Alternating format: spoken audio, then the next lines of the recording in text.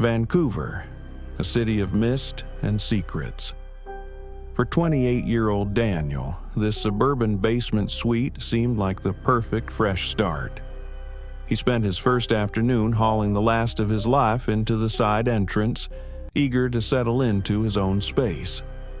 The suite was small and cozy, but as the sun dipped lower, the shadows on the floor began to stretch unusually long.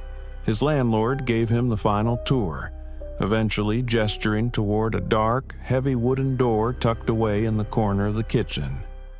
The old man's expression shifted, his eyes turning serious.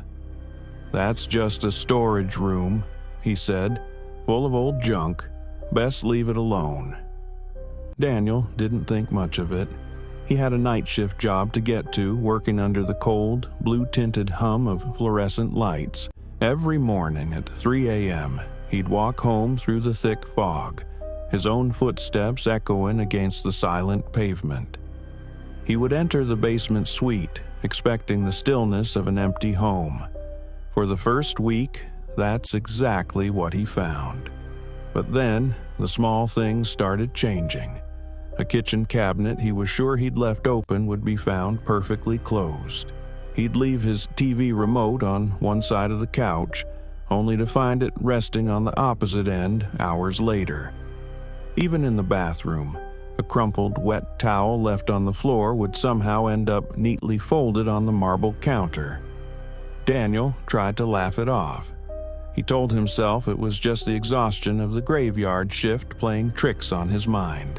Then came the night he came home early.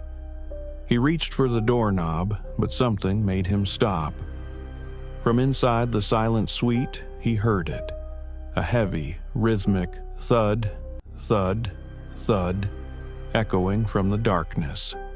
He unlocked the door with trembling hands. His flashlight beam cut through the air, revealing a thick layer of dust he hadn't noticed before.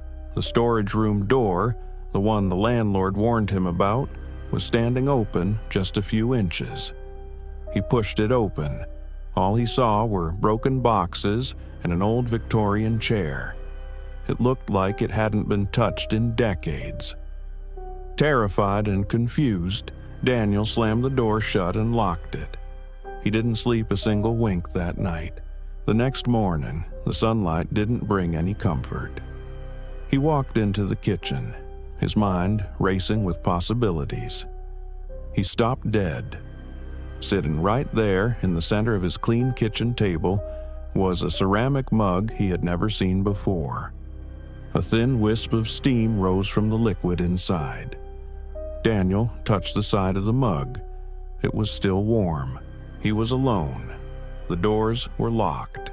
Yet someone had just been in his kitchen, making a fresh cup of coffee. That same afternoon, Daniel bought a hidden security camera. He mounted it high in the corner, desperate to see what was happening. What the camera recorded at exactly 2:17 a.m. would eventually force the police to search every inch of that house. The truth behind the wooden door was more horrifying than he imagined. To see the footage, stay tuned for part 2.